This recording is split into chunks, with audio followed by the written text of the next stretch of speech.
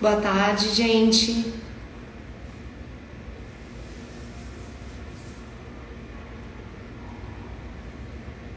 Estamos chegando para nossa live de hoje.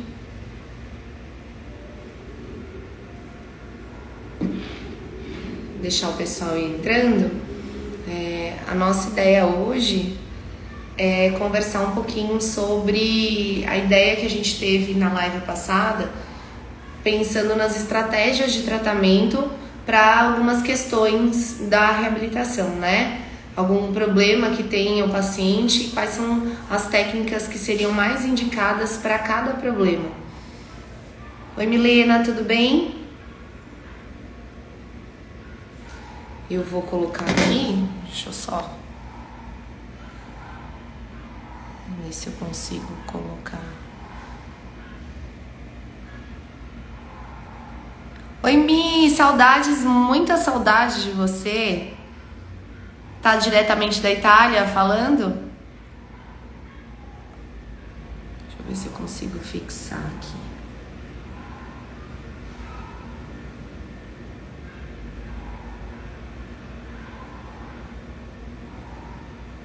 Ai, que delícia. Saudade demais de você. Precisa me avisar quando você vier pra cá.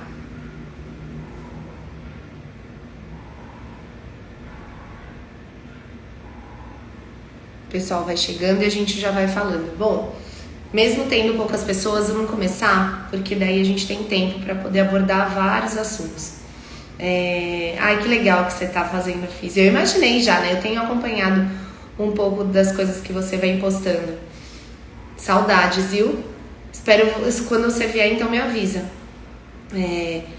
A nossa ideia, gente, na semana passada, então, foi realmente trazer um pouco dos problemas da reabilitação e quais são as técnicas e estratégias que podem ser tratadas, né? Como a gente poderia tratar. Eu tô numa sala emprestada aqui no hospital porque estão faxinando a minha sala, daí eu vim meio fugida, tô meio perdida aqui, arrumei as coisas meio rápido. Então, o que a gente veio falando, né? A primeira questão que eu acho importante a gente conversar, que na minha opinião é a principal alteração, que ela vai ser a primeira a ser tratada, a primeira a ser observada, é a questão da dor, né? Claro que a dor, a gente tem que lembrar que ela não vai ser tratada isoladamente com a reabilitação. As técnicas de fisiatria vão complementar um tratamento que já está sendo provavelmente feito com medicamentos. Então, a gente encara como uma terapia multimodal. Eu tenho que pensar quais técnicas que eu posso usar. Então, os recursos eletrofísicos entram aí de uma forma bem satisfatória para colaborar nessa redução de dor e inflamação. Então, a gente vai ter tanto o laser, quanto o campo magnético, quanto o eletro, o ultrassom e o TCAR, todos colaborando com o alívio de dor. E a gente tem que lembrar também que de todos esses recursos, para alívio de dor momentânea, aquela dor naquele momento que eu preciso, eu tô vendo que o animal tá sentindo dor e ele tá com alguma restrição para realizar um alongamento, uma mobilização, uma amplitude de movimento ou um exercício, é através da eletroterapia realmente que eu vou conseguir atingir essa analgesia mais momentânea. E daí eu preciso usar essa janela terapêutica do pós-imediato para fazer essa atividade que eu me propus a fazer. E claro que as outras técnicas, né, tanto o ultrassom, quanto o laser, quanto o campo magnético, eles provêm para o animal uma analgesia mais duradoura, ou seja, eu não posso esperar que eu faça o laser e imediatamente a gente já tem uma resposta. Muitos já tem alguns trabalhos que demonstram essa rapidez de eficácia do laser, mas a gente não pode contar com isso porque existe uma cascata que ele vai induzir de forma celular no organismo, né, todos os efeitos fotoquímicos e fotofísicos nas células, para que aconteça realmente o efeito, culmine num efeito máximo dessa ação do laser. Então eu acho importante a gente frisar que o laser e o campo magnético eles vão ter o seu espaço, eles vão ter a sua atuação, mas eles não dá pra gente garantir uma analgesia imediata com ele. Então a gente tem que combinar modalidades dentro dos recursos eletrofísicos. Nós combinamos terapias para ter realmente uma analgesia e uma modulação da inflamação de forma mais eficaz do que só escolher uma ou outra. Como eu falei anteriormente, é importante lembrar que não é que a gente vai tirar as medicações para usar os recursos eletrofísicos. Nós precisamos montar um protocolo de acordo com cada lesão, tá? Então, acho importante a gente falar um pouquinho sobre essa questão o objetivo inicial é a analgesia. Então, eu acho que a dor, ela acaba interferindo em várias situações. Eu vou dar um exemplo prático para vocês de um paciente que veio semana passada e veio com a gente de novo. Essa semana ele saiu daqui faz mais ou menos uma hora. É um paciente pós-operatório de TPLO, que ele tá com dor, e daí a gente foi fazer, ele foi 1 mês de pós-operatório.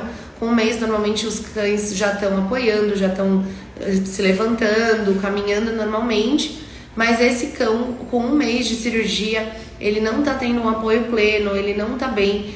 Então, a primeira coisa que a gente fez? Eu falei para ela que eu não poderia fazer nenhum tipo de exercício físico enquanto eu não soubesse realmente o que estava acontecendo naquele quadro. Então, eu solicitei um raio-x, para daí a gente só focou em analgesia e modulação da inflamação, para que aí depois do laudo a gente conseguisse pensar num possível exercício. Então, a segurança de você realizar uma técnica já de exercício terapêutico, eu preciso saber que esse animal não tem uma dor aguda. A gente sabe que o exercício terapêutico, ele é parte de um protocolo de dor crônica, principalmente nas osteoartrites, mas para dor aguda ele não é indicado. Então, existe essa fase do repouso, dependendo do tipo de dor, e com certeza os recursos eletrofísicos caem bem nessa fase inicial, por isso que nós utilizamos o campo e o laser nesse cão, né, especificamente nesse animal, por conta dessa TPLO, porque ele teve uma fratura de fíbula também, tem alguns fragmentos ósseos, tem agora no raio-x teve um sinal de uma possível osteomielite. Então, essas questões, né, precisam ser tratadas antes de eu pensar em introduzir um exercício terapêutico num protocolo de tratamento desse paciente. Então, a analgesia, na minha opinião, ela é a mais importante e nós conseguimos colaborar bastante com isso nessa questão inicial. Não sei se alguém tem alguma pergunta sobre isso ou se quer trazer já alguma outra questão, falando principalmente, né, desses problemas que a gente encontra nos pacientes, na reabilitação, que é a nossa proposta hoje, e o quanto que isso vai agir, como a gente pode agir frente aos problemas. Então, estou aqui à disposição para a gente discutir sobre isso. Falei um pouquinho sobre analgesia, queria que alguém colocasse alguma outra questão que encontra num paciente e acaba sendo uma preocupação, que é o que nós podemos fazer com as técnicas para isso realmente melhorar. Então, quem quiser falar por aqui, mandar uma mensagem, a gente já discute sobre isso. Eu falei da analgesia, né, quando o animal apresenta dor e inflamação, mas também a gente tem outras questões, né? Por exemplo, peraí que a Gabi escreveu. Eu tenho um caso de uma pitbull que fez a TPLO, a tutora não acreditou no repouso e a placa soltou.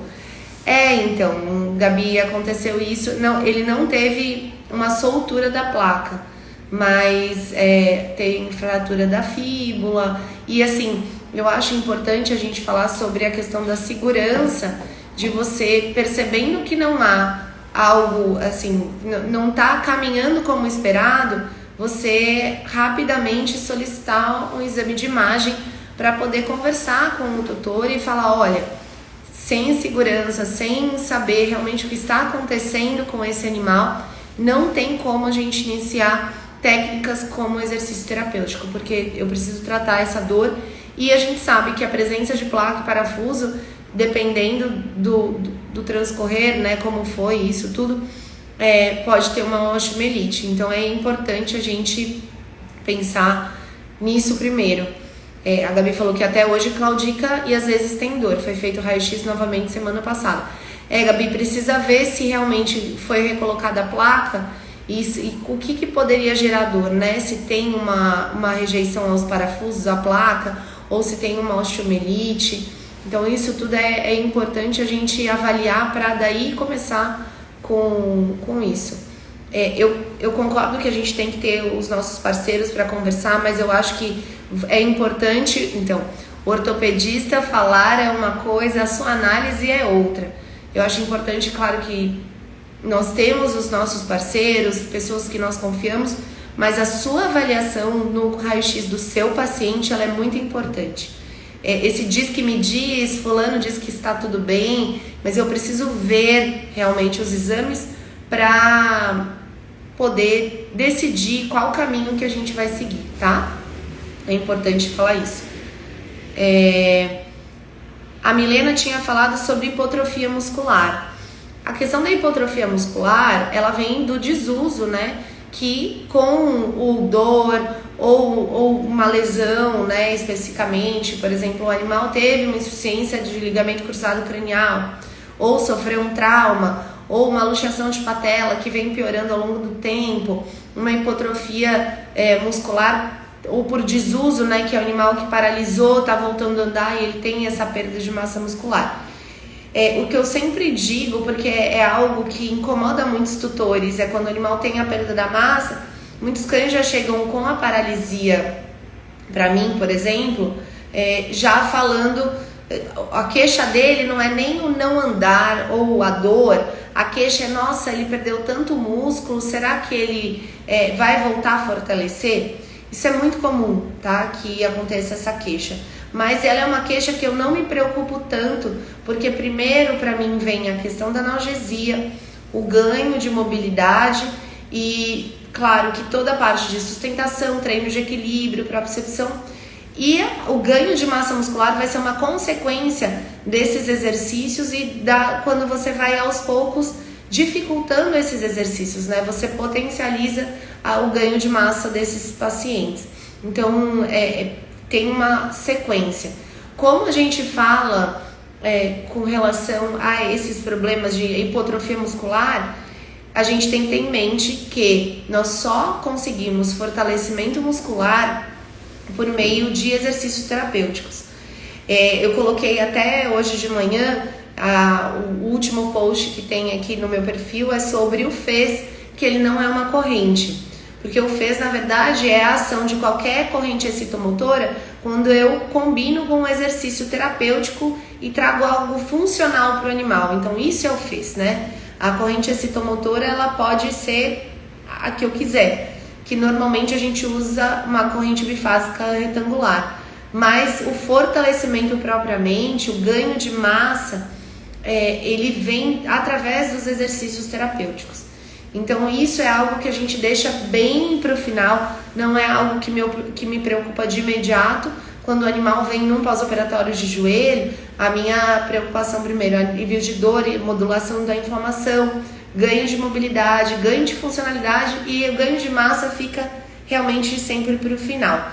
Então a gente pode utilizar a eletroterapia, né, as correntes bifásicas retangulares para fazer uma facilitação neuromuscular. Então eu ativo os grupos musculares, eu posso pensar em pontos motores ou também na combinação de músculos, né, com origem próximo de origem e inserção no posicionamento dos eletrodos. E consequentemente eu vou ter o estímulo elétrico e depois eu posso fazer ainda mais exercícios além das sustentações que eu poderia realizar nesse paciente. Então, basicamente, é isso. O ganho de massa muscular, a hipotrofia muscular é no exercício. É ali que a gente ganha. Peraí que tem a Flora escreveu que chegou pra mim um cachorro que teve lesão após vacina. Ainda não examinei, mas pelo vídeo ele estava sem conseguir apoiar o membro posterior direito, onde foi a vacina. O neuro falou sobre ser lesão em nervo periférico decorrente da vacina. Isso pode acontecer sim, tá, Flora? Ela pode ser uma reação à vacina ou da própria agulha, dependendo de onde foi aplicado, isso pode lesionar o nervo. Eu já tive pacientes que aconteceu isso, eu já tive paciente, por exemplo, que já aconteceu depois de uma fratura, estabilizou com pino o fêmur, era um gatinho e ele migrou esse pino e lesionou o nervo isquiático. Então isso pode acontecer. Nesses casos, né, se o animal não tem dor e só é uma questão da reação ao próprio, a própria lesão que a agulha deixou ali, ou também de uma interação medicamentosa, que eu acredito que não, então provavelmente na hora da aplicação da vacina, aquela agulha realmente machucou aquele nervo.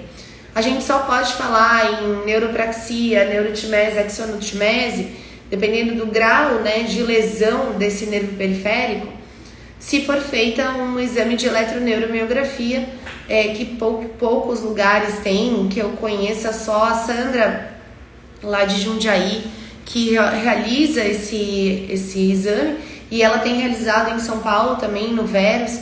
Então fica aí a dica para quem tiver uma suspeita de lesão de nervo periférico ou para onde correr. A Sandra, ela é uma pessoa maravilhosa e uma profissional excelente, então ela faz essa avaliação, esse exame, e daí você pode começar a tratar pensando em regeneração de nervo periférico.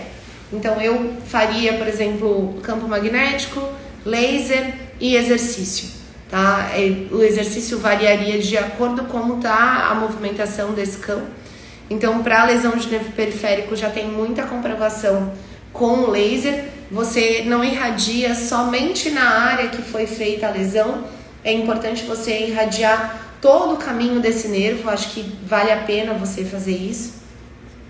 E o campo magnético também tem alguns trabalhos sobre regeneração neural. Vale a pena você dar uma busca sobre isso para poder montar um protocolo específico. Mas o exercício ele vem também muito com bastante embasamento científico, dando essa resposta neuromuscular. Então é como se você reativasse esse nervo para que ele gere essa contração muscular, para que esse animal consiga recuperar dessa lesão de nervo periférico mesmo.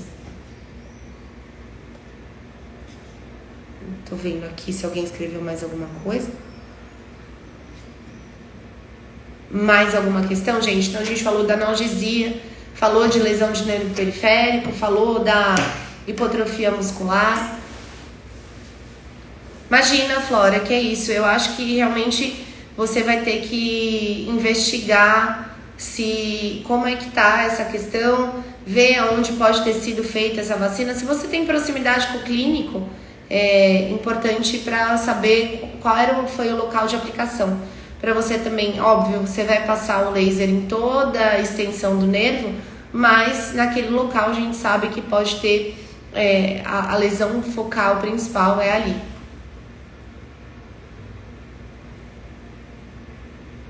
Mais alguma questão, gente? Eu ia falar que além da analgesia, né, quando a gente pensa em dor, hipotrofia muscular, que foi falado já, lesão de nervo periférico, mas algo que vem sempre com a dor são algumas tensões e contraturas musculares, né? Principalmente por desuso, esses animais geram essas contraturas. Então eu vou dar um exemplo, esse cão que tem a lesão de joelho, que teve a ruptura ou propriamente fez uma cirurgia que no final teve alguma intercorrência. Esses animais que estão por tempo, né, por exemplo, 1 mês, evitando o apoio pleno do membro, eles vão acabar tendo uma contratura do quadríceps e uma parte do sartório, por deixar sempre o membro semiflexionado e sem apoio.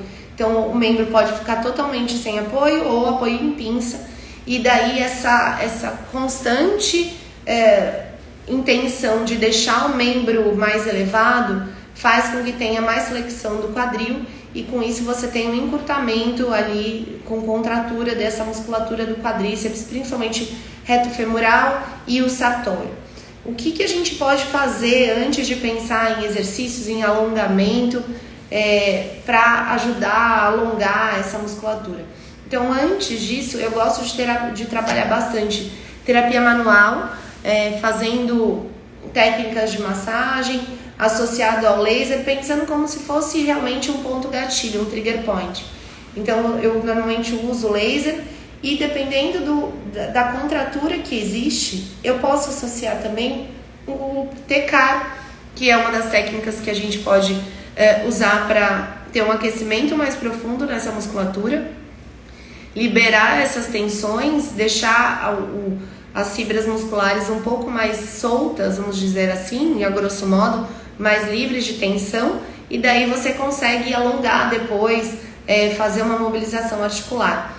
Então o TECAR ou o ultrassom também poderia, que o TECAR ele vai agir mais profundo e o ultrassom tem a questão da exigência da tricotomia e o TECAR não. O TECAR eu posso já fazer sem ter que me preocupar com a questão da pelagem.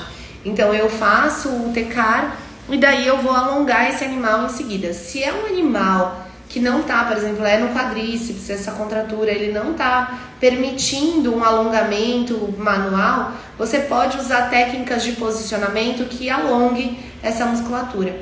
Então, por exemplo, eu posso colocar um animal com os membros torácicos em cima do step e tentar sempre levar o petisco à frente para que o animal faça esse deslocamento cranial e alongue ali o quadríceps quando o animal quando o membro está encostando no solo. Então é uma técnica que você associa um exercício terapêutico, mas visando o alongamento daquele músculo.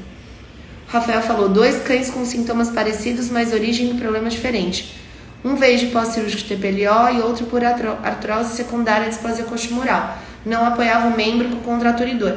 É exatamente isso, Rafael. É muito comum que esse desuso leve a essas contraturas de quadríceps e sartório.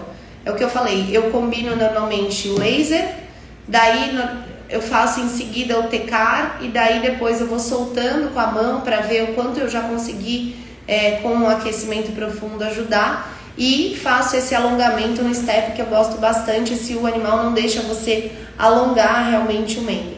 Então, patas, os membros torácicos no step, deslocamento cranial com o petisco, e ele mesmo vai estendendo essa articulação e faz também consequentemente um alongamento do quadríceps, tá? A Flora escreveu, tenho dúvida em reabilitação de pós de colocefalectomia em cães que continuam sem apoiar. Flora, aqui eu vou falar uma coisa pra você, deixa eu só colocar aqui, que eu acho que eu tô no ar-condicionado, só que não tava gelando. Se o animal não apoia após a colocefalectomia, o que eu sugiro que você faça é solicitar um raio-x também no pós-operatório. Eu já peguei, não um, não dois, mas infinitos casos que o corte não é feito de forma correta e existe um colo remanescente. Esse colo remanescente gera dor para o animal porque ele não foi feito bem, né? Você vê fragmentos ósseos ali, ou esse colo remanescente, e daí o animal não apoia.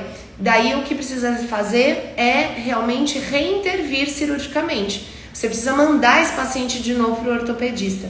Então eu nunca tive um problema, eu nunca tive um paciente que com uma colocefalectomia bem feita, uma excisão de cabeça e colo femoral bem feita, precisasse novamente passar por cirurgia.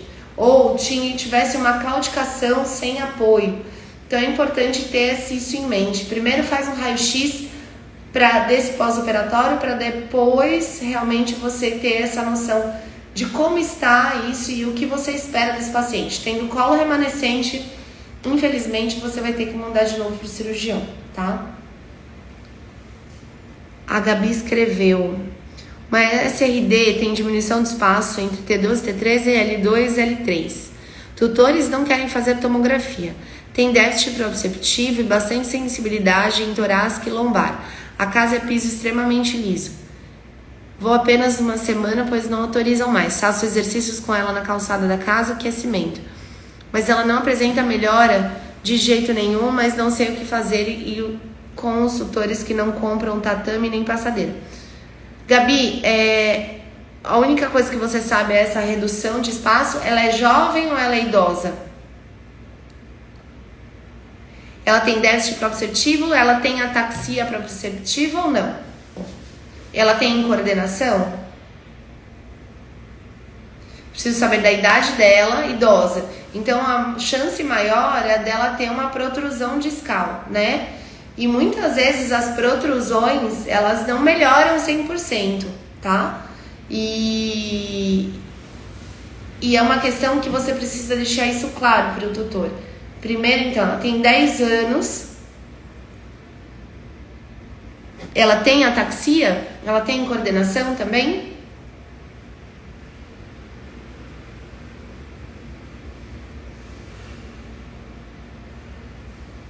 Se é um animal com 10 anos, com suspeita de protrusões, né, que seria a Hansen tipo 2, com ataxia proprioceptiva, além de déficit proprioceptivo, você vê que é um quadro que essa compressão, ela tá sendo importante.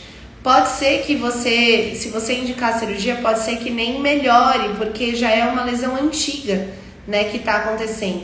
Então, assim, eu já vi muitos casos, né, de protrusão que operaram, mas nem sempre você tem uma boa resposta. A cirurgia de coluna, para ter uma boa resposta, assim, são as extrusões discais, né? Quando a gente tem conteúdo e remove, né? Sai o núcleo pulposo, extravasa pelo ângulo fibroso e você tem como remover isso tudo. Então eu acho que é importante deixar claro para eles que muitas vezes esses animais eles não vão responder 100%. E infelizmente você está fazendo o que você pode, né? Porque você não tem nem noção de como realmente está essa coluna.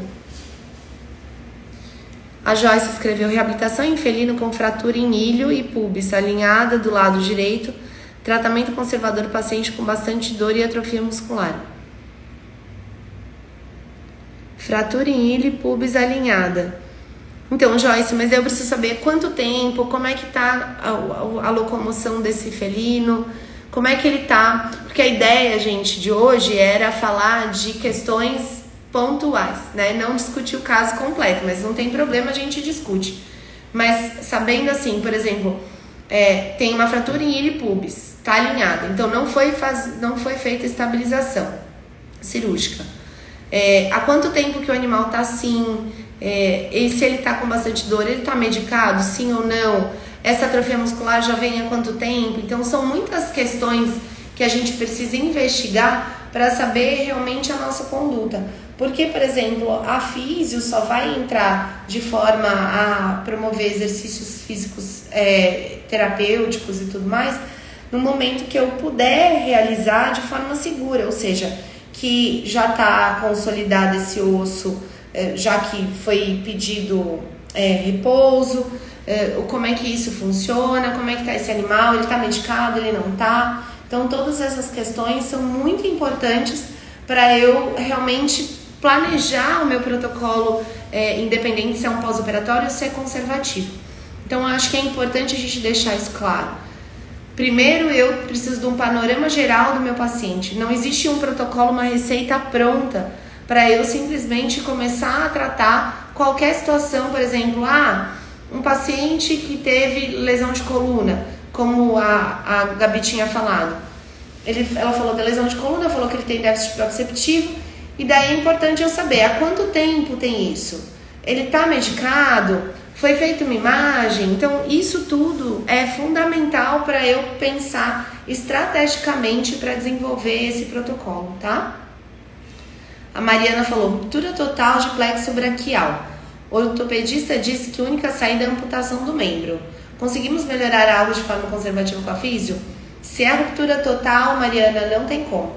Existe uma única corrente, que é a corrente exponencial, que é muito difícil a gente achar aqui no Brasil, né? Acho que tem um ou outro aparelho, mas assim, a maioria não tem. Então é uma corrente que vai fazer uma despolarização da placa motora ali no músculo e não via nervo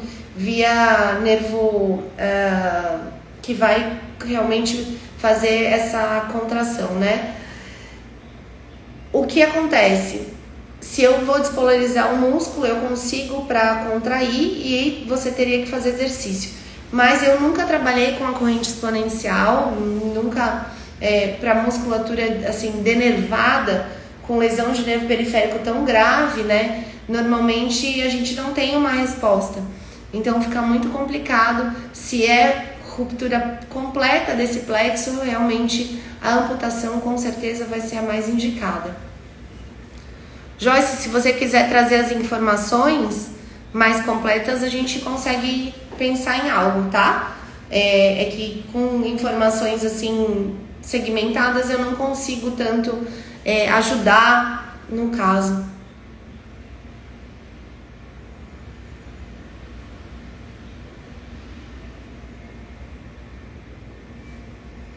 Mais alguma dúvida, gente? Mais alguma questão que vocês enfrentam? Como o Rafael falou, concordou comigo que essas contraturas elas aparecem e acabam prejudicando a mobilidade do cão, porque não está fazendo a descarga de peso, está suspendendo o membro, e essa contratura precisa ser tratada. Então ela não é a lesão principal, mas ela atrapalha o apoio, ela atrapalha o meu objetivo final, que é a funcionalidade.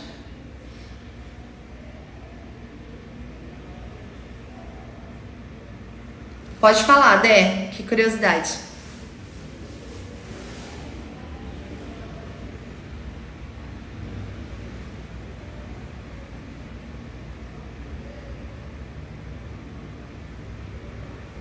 Pode mandar que eu tô aqui esperando. Aquelas células tronco que você fez para mioclonia, teve resposta? Preciso mandar uma mensagem. Sabe o que aconteceu? A tutora é veterinária e ela tá gestante. E daí, com a correria, eu acabei não perguntando pra ela. Faz tempo que eu não converso com a Andressa. Eu vou mandar mensagem pra ela. Boa. Acabando aqui, eu já mando mensagem pra ela.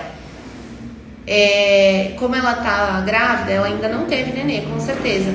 Mas a gente parou um pouco de se falar. Eu tive as questões da minha tia também e acabei não indo atrás disso. Mas vou perguntar pra ela como é que ela tá, porque a gente tinha assim, pensado em repetir novamente a célula-tronco, né? Pelo menos 3 aplicações.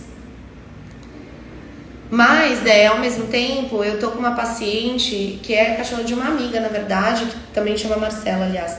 E ela foi resgatada, elas recém adotaram a Maia e ela tá com sinomose na fase ativa e tá começando com as sequelas, tudo. E a gente programou, aliás, daqui a pouco ela já deve estar chegando, a gente programou de fazer laser transcraniano em vários dias seguidos para ver se consegue fazer uma modulação dessa inflamação e aproveitar essa fase de neuroplasticidade ainda mais intensa de um filhote para que essa cadelinha consiga se restabelecer e evitar que essa mioclonia se instale assim de forma tão grave.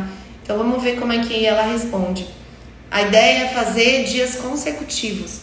Então a gente começou ontem e a gente vai fazer vários dias para reduzir essa inflamação. E depois eu conto para vocês o que deu aqui. A gente está usando 3 pontos na região do crânio, 3 pontos aqui na região hospital. A Nath, que é a trainee aqui da Reabilita, que está fazendo e ela está acompanhando isso, porque é importante a gente ter essa noção do quanto que isso vai reduzindo aos poucos. Você falou, eu tô fazendo, ela já voltou a ter dor profunda e reflexo de retirar. Ai, que demais! Demais, paralisado de membros pélvicos, mas tá, com certeza, já são boas respostas. Deixa eu só ver o que a Joyce escreveu. Faz 30 dias, sobre a gatinha, né? Está tomando medicação para dor, não está apoiando ainda o membro, vai fazer raio-x para ver se consolidam o osso. Fiz eletro e laser para ajudar na contratura e dor. Joyce, mas não era para ela ter tanta dor, né? Assim, não é esperado tanta dor, mesmo num tratamento conservativo. Teoricamente, se optaram pelo tratamento conservativo e estava bem alinhado, então provavelmente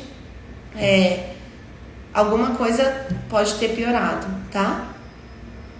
A Bia escreveu: síndrome vestibular com discreto head tilt, em coordenação, déficit de propriocepção, qual seria a melhor conduta fisioterápica? Eu preciso saber da causa dessa síndrome vestibular, Bia, porque síndrome vestibular não é um diagnóstico, tá? Ele demonstra pra mim o que tá acontecendo, mas qual é a causa disso? Então, isso tudo é uma alteração de sistema nervoso central. Qual é a causa? É uma anel? É um AVC? É uma inflamação? Tudo isso precisa investigar. A gente não consegue ir na físio por conta de todas essas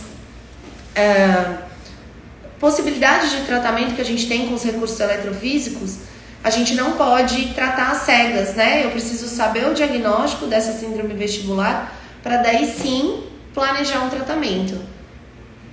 Então eu acho que precisa investigar qual é a causa. Precisa fazer ou uma mielotomo ou uma ressonância magnética. Sem saber, não dá pra gente pensar em técnicas com os recursos. Você pode fazer exercício, você pode fazer acupuntura, mas laser, campo magnético, tudo não tem como fazer se você não souber a causa, porque a gente não consegue nem falar de prognóstico sem saber a causa, né?